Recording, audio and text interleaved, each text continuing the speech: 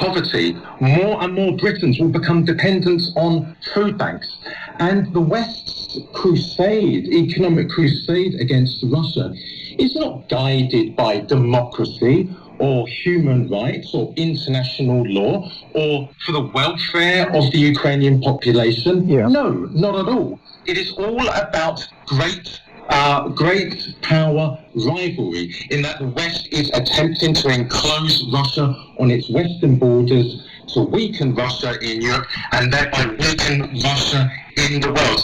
Quite frankly speaking, anyone who believes that the war in Ukraine is a contest between good and bad, or freedom and tyranny, or civilization and savagery, is either exceedingly naive and ignorant, or extremely dim-witted.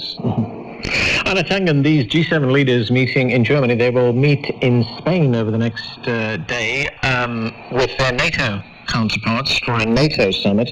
And before that summit, the NATO Secretary General Jens Stoltenberg, he said, and I'm quoting him here, he said, Russia has walked away from the partnership and dialogue that NATO has tried to establish with Russia for many years.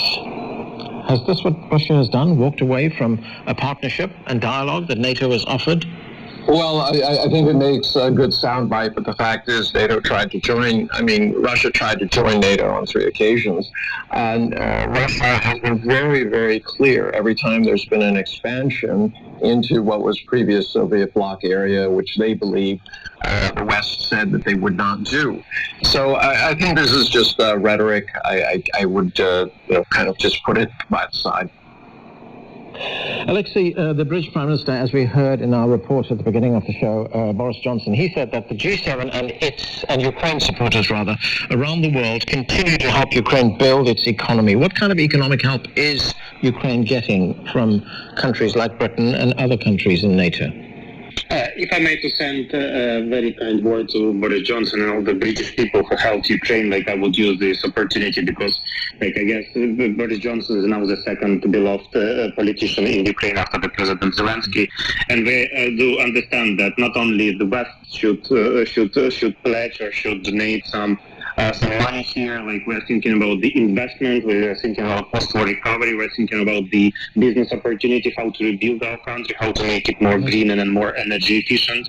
Right. And I would love to reply to Marcus, very emotional speech when he blamed the democratic leader who happened in Ukraine. But I guess the reason of this is not the democratic leaders who are elected in a democratic way. It's Putin. It's Putin who is doing the aggression. It's Putin who's trying to colonize Ukraine. It's Putin imperialism. It's only one person in the world willing to be in history, and the whole democratic world is trying to resist it. So we understand that if one person will be allowed to conquer any other country, so it will be a disaster for the whole world. So it's priceless to have, and the West is paying only for money, but Ukrainians are paying with their life and blood for the democratic values, for their own countries, for making this world much better. So it's definitely the battle between the good and the bad.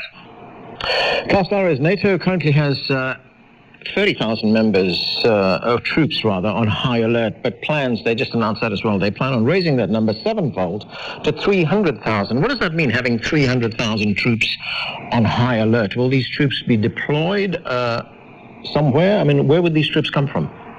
No, they will not be deployed, and these are the same troops which are already available. Only these troops will be put, as you said, on high alert. At the moment, there are only 40,000 troops on high alert that will be raised to 300,000. But these are not new troops.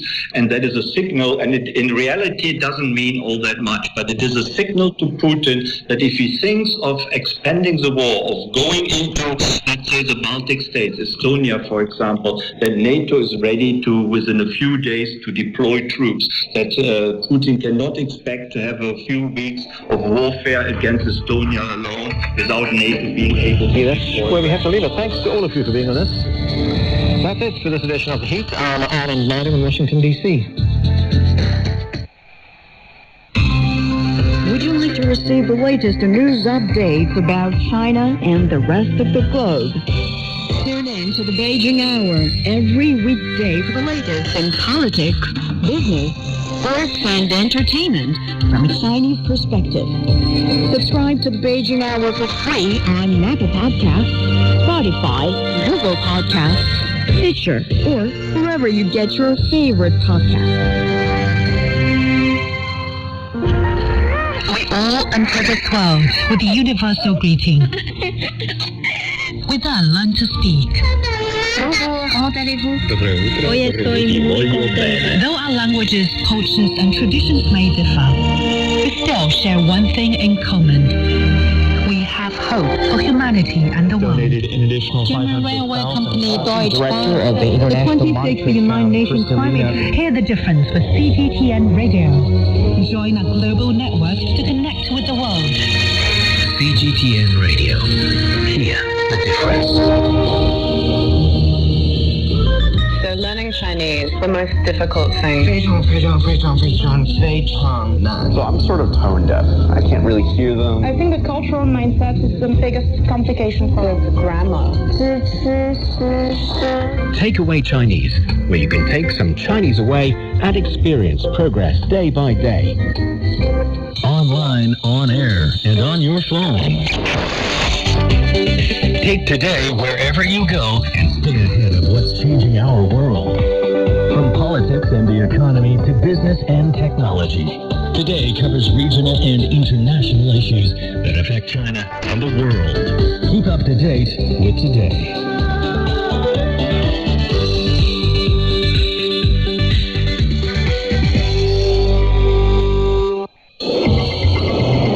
A roundup of the main business news from China and elsewhere.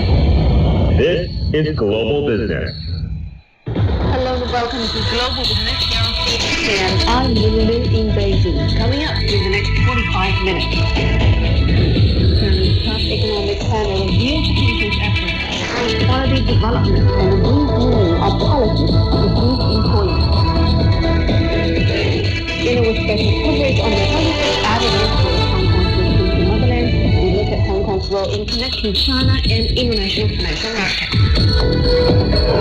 G7 leaders meeting in Germany have pledged support to Ukraine for as long as it takes, as Ukrainian President Zelensky joined the gathering by video link.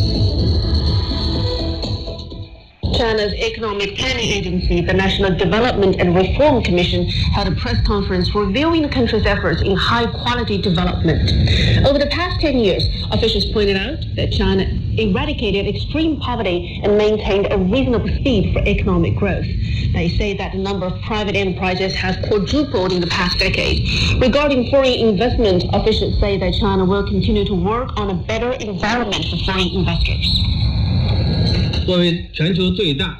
As one of the largest and fast-growing markets, China has a well-formed industrial system, sufficient human resources, and unparalleled domestic demand potential. This is why foreign enterprises have always been optimistic about China's economic development potential and willing to take root in the Chinese market and grow with the Chinese economy. Going forward, we'll continue to further open up and work on the delivery of relevant policies. In the meantime, there have been several positive developments in China's labor market. That is according to today's China in the past decade press conference. Beijing has unveiled 30 measures to boost employment in the city, including a subsidy of 1,500 yuan per person for enterprises that recruit fresh graduates from colleges and universities in Beijing. Well, the companies will also be eligible for social insurance subsidies for up to 3 years. Fresh graduates from families facing financial problems will get a subsidy of 1,000 yuan per person. Companies in Chaoyang district can apply for subsidies ranging from 30,000 yuan to 200,000 yuan and rent relief up to 50,000 yuan. The COVID-19 pandemic has disrupted employment in many rural areas of China. Local officials in North China's Shanxi province have taken measures to support employers and create jobs for locals who are recently lifted out of extreme poverty. Wu Chao has the story. Hong Guangfu has been running garment factories for more than 20 years in Taiyuan, the capital of North China's Shanxi province.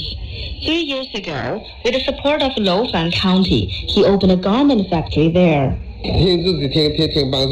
Local officials have been very supportive. The county is trying to secure more orders for us.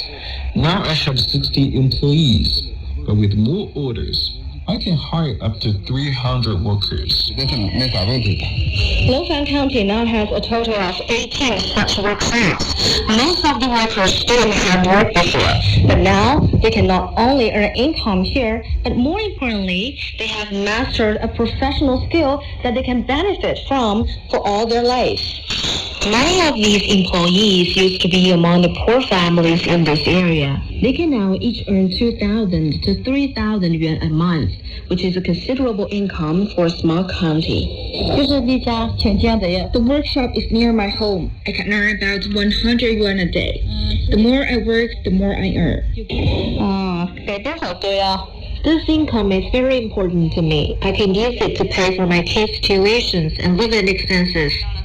The local government also offers incentives to the workshops. For 30,000 yuan to workshops that hire 20 people and more. For 30 workers and more, workshops can get 50,000 yuan. And for 50 and above, we offer 100,000 yuan. Supporting these workshops are among various measures taken by the local government to raise employment levels. Officials have also held several online and offline employment fairs and provided vocational trainings this year, helping more than 100,000 locals to find jobs. Cheaptoyman, Shanxi Province. To stimulate new drivers of rural revitalization, the Sichuan Province's Department of Human Resources and Social Security has launched 242 projects to encourage migrant workers and entrepreneurs to return to their hometowns and start businesses. That attracted a total investment of 34 billion yuan, or about $5 billion US. Our reporter Guo Tianqi has more. June is an important time to control disease that affects crops. An agricultural drone team in Xifang, Dongren City is busy working. Zheng Bowei once worked as a salesman in Chengdu. After the epidemic, he returned to his hometown and became an agricultural drone pilot. He says he now earns more. We now have more than a dozen drones to undertake services from other regions and alleviate the shortage of rural labor this season. I also applied for classes at the Sichuan Agricultural University to improve my ability to do the job. According to statistics from the Ministry of Agriculture and Rural Affairs, the number of agricultural drones in China reached 70,000 in 2020, up 78% year-on-year. Sophisticated farming requires skilled and professional farmers, and the integration of secondary and tertiary industry with agriculture also encourages young people to return to their hometowns.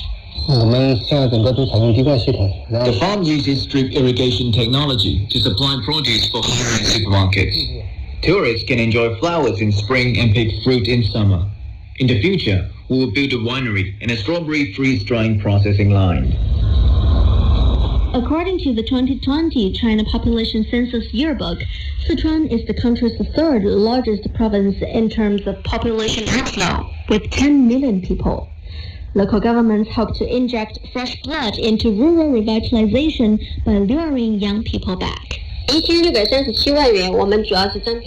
Shifeng has a special fund of $2.4 million US to support migrant workers. For example, college students who return to their hometown to start a business within 5 years of graduation can enjoy a one-time subsidy of $1,500 US. Guo Tianqi, CGTN, Shifeng, Sichuan Province. Restaurateurs in Malaysia are desperate to capitalize on the resurgence in demand since dining in was allowed again. Labor shortages, especially foreign workers, stand in the way, forcing many of them to innovate. Ryan Melzer reports. Hundreds of thousands of migrant foreign workers from countries such as Indonesia, Bangladesh, and India returned home from Malaysia during the pandemic. And due to a mix of border closures, governments renegotiating labor deals, and red tape, few have returned yet. That's left many industries, including restaurants, unable to capitalize on the huge resurgence of business since restrictions were lifted in the past couple of months. The pandemic saw thousands of restaurants close here, but those that survived are having to trim their opening hours, close off sections, brace customers for long waits, and try to recruit local workers to fill the staff void. we are short of like 1/3 of our staff, and we are also hiring locals. We're giving free iPhones up to 6 months. So these iPhones, so far, 5 has already claimed previously, and in the coming 1st of July, there's another 2 more staff claiming. McDonald's has resorted to similar tactics, with fast food chains being anything but fast due to staff shortages. It's all become very cutthroat, with reports of companies hiring agents to try to poach workers from other businesses. So at this moment of time, we are really suffering, not only us, all the restaurants in Malaysia. Some restaurants, like this modest Indian Muslim eatery, have invested in robot waiters, allowing the human staff to focus on food preparation. It's one way to get around the difficulty of bringing migrant foreign workers back into the country, or enticing locals to do jobs that Malaysians are all too reluctant to do. Ryan Meltzer, CGTN, Kuala Lumpur. We continue our special coverage on the 25th anniversary of Hong Kong's return to the motherland. And my colleague Michael Wan is there in our Hong Kong studio, and he has a guest with him, and they're going to help us better understand what the future holds for the super connector between the Chinese mainland and the world. So Michael, over to you. I mean, look at that incredible skyline behind us. We can see the financial district of Hong Kong not that far away from us over in Central. And indeed, the team and I, we are here to really reflect on Hong Kong's economic development in these past 25 years since its return to China. The city's economic output more than doubling since 1997. And if we take a look at the critical financial services industry, which is one of the 4 pillar industries of Hong Kong, it has absolutely thrived under the one country, two systems principle. So the financial services industry, if we take a look back in 1997, that only contributed around 10% to the city's GDP. You fast forward to 2020, for the latest numbers available, the financial services industry contributed around 23% to the city's GDP. Of course, we know Hong Kong is a major international financial center, but Lily, what sets Hong Kong apart from other international financial centers? Of course, Hong Kong is closely integrated with the global capital markets, but what is unique about Hong Kong is its unparalleled access to the Chinese mainland markets, and especially the Chinese mainland capital markets, which is already the world's second largest equity and fixed income market, and still expanding in both size and scope. And like you mentioned, Hong Kong, a super connector of capital between China and the world as well. And that role has gotten even more pronounced under what we call the Mutual Market Access Scheme. So we're talking about the Stock Connect here, the Bond Connect, the Wealth Management Connect. All of these mean that it is easier and more convenient, more direct for international investors to invest in the Chinese mainland capital markets via Hong Kong, and vice versa, easier for Chinese mainland investors to invest in the global capital markets via Hong Kong as well. And since the first Stock Connect was launched back in 2014, the Hong Kong Shanghai Stock Connect program, this Stock Connect scheme has been wildly popular. All the Connect schemes, I should say. I mean, last year we saw, again, record trading values when it comes to the Stock Connect. We saw record average daily turnovers for the Northbound Bond Connect program as well. All of that leading to record revenues for the Hong Kong Exchange and Clearing, the HKEX, which of course is also responsible for the city's stock market. And speaking of that, Hong Kong's IPO market, the top IPO market for 7 out of the last 13 years. We've got a very strong pipeline of companies waiting to list in Hong Kong as well. Stock market capitalization in these 25 years increasing by nearly 12 times. And one more metric I was looking at, Lily, assets under management. Hong Kong, of course, a major international asset management hub and a huge regional asset management hub. Also, I was taking a look at the numbers. At the start of the millennium, assets under management here in Hong Kong around $200 billion US. Fast forward to today, $4.5 trillion US of assets under management, increasing by a whopping 22.5 times.